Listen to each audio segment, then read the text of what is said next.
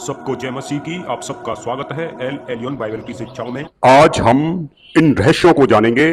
अग्निदेव, सूर्यदेव, पवन देव, Jaldev, one देव, इन देवताओं के विषय में जानेंगे जो अक्सर लोग इनकी आराधना प्रार्थना करते हैं।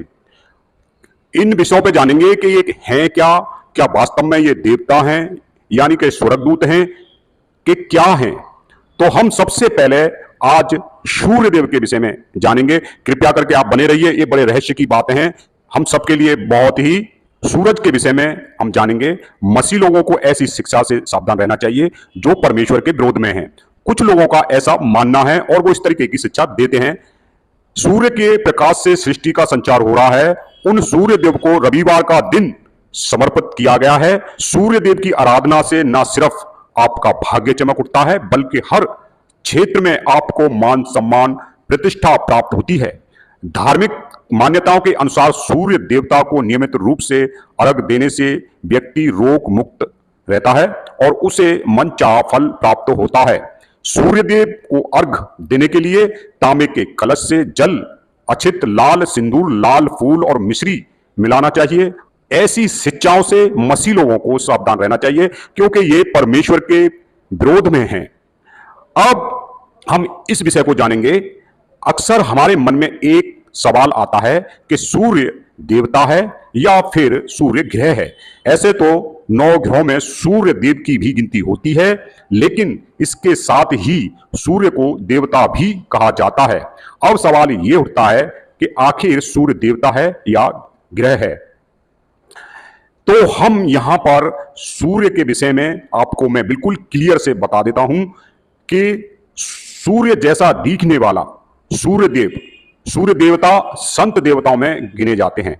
अब सूर्य जैसा दिखने वाला सूर्यदेव या स्वर्गदूत या सूर्य देवता संत देवताओं में गिने जाते हैं। आपको यह भी बताऊंगा कि सूर्य क्या है और ये वास्तव में सूर्य देवता है या क्या है।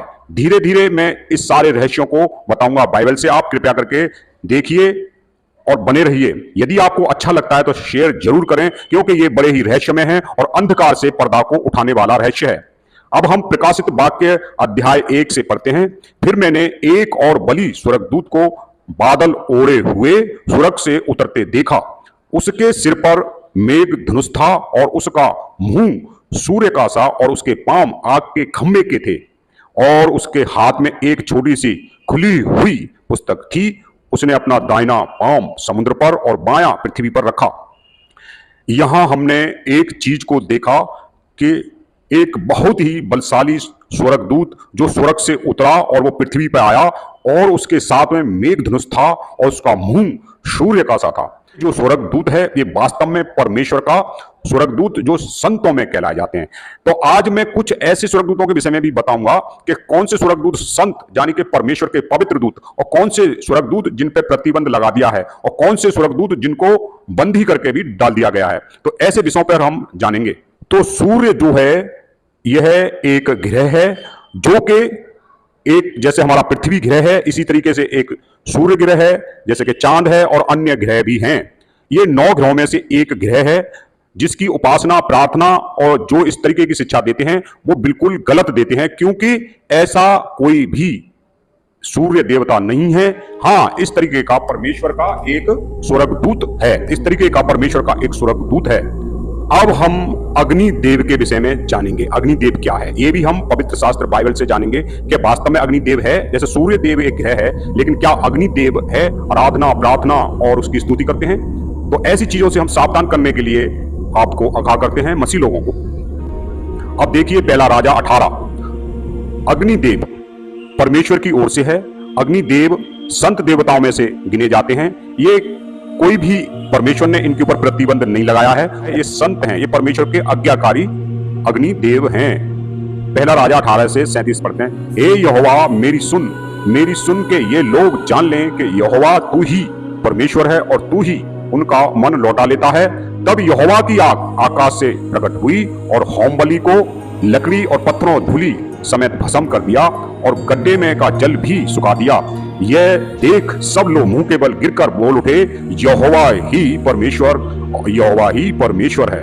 तो हमने यहाँ पे देखा कि एक आग स्वर्ग से उतरी और उसने क्या काम किया, पूरे पानी समेत, लकड़ी समेत और बलि समेत पूरा भस्म कर डाला, पत्थर समेत। अब हम देखते हैं प्रकाशित वाक्य 8:3। फिर एक और स्वर्गदूत सोने का धूपदान लिए हुए आया और वेदी के निकट खड़ा हुआ और उसको बहुत धूप दिया गया कि सब पवित्र लोगों की प्रार्थनाओं के साथ उस सोनाली वेदी पर जो सिंहासन के सामने है चढ़ाए, और उस धूप का धुआं पवित्र लोगों की प्रार्थनाओं सहित स्वर्गदूतों के हाथ से परमेश्वर के सामने पहुंचाया गया।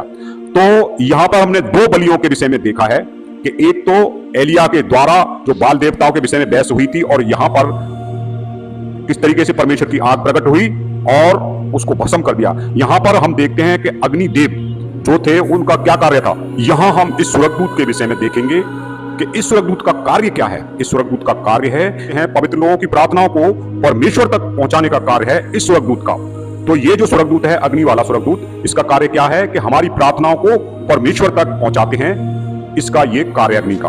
अभी हम इसके विषय में और जानेंगे कि वास्तव में क्या अग्निदेव है, क्या सूर्यदेव है, ऐसा कुछ है या ये कुछ और है।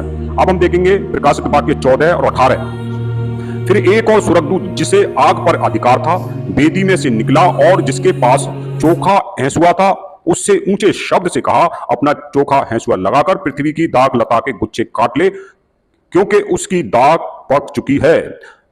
तो ये वाले जो स्वर्गदूत हैं, यहां पे हमने देखा कि वेदी में से एक स्वर्गदूत निकला, और वेदी क्या है, वो आग है, उसमें आग होती है वेदी में, और वो एक स्वर्गदूत निकला और उसके पास चोखा हैंसुआ था, और पृथ्वी की जो फसल पक चुकी है।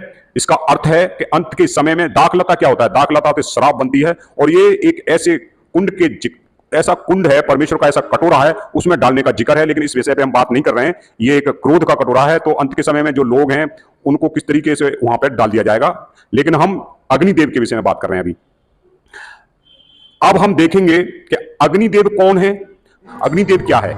अग्निदेव एक स्वर्गदूत है जिसको अग्नि के ऊपर अधिकार है, जो कि हम अभी पहले देख चुके हैं। सूर्यदेव क्या है, यह एक ग्रह है, लेकिन सूर्यदेव के ऊपर अधिकार है एक स्वर्गदूत, जो हमने देखा कि एक स्वर्गदूत जो बादल ओढ़े हुए और सूर्य की तरह चमका, वो है।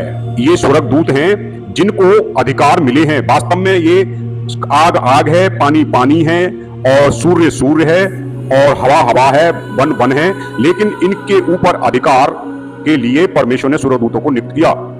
फिर जो स्वर्गदूतों ने अपने पद को स्थिर न रखा वरन अपने निज निवास को छोड़ दिया, उसने उनको भी भीषण दिन के न्याय के लिए अंधकार में जो सदा काल के लिए है बंधनों में रखा है।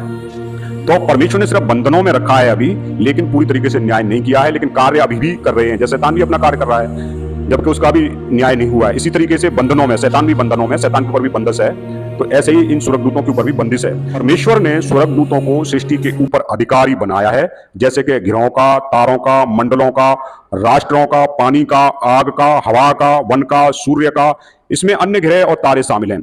ये सब परमेश्वर के कार्य करने के लिए बनाए गए हैं, और ऐसा कुछ भी नहीं है कि अग्निदेव है, सूर्यदेव है, पानी देव है, जल देव है, पवन देव है, ऐसा नहीं है। लेकिन इनके ऊपर अधिकारी बनाया गया है परमेश्वर ने स्वर्गदूतों को अपने कार्य को करने के लिए। इस तरीके से परमेश्वर ने अपनी सृष्टि को किया है। तो आप समझ गए होंगे इस रहस्य को।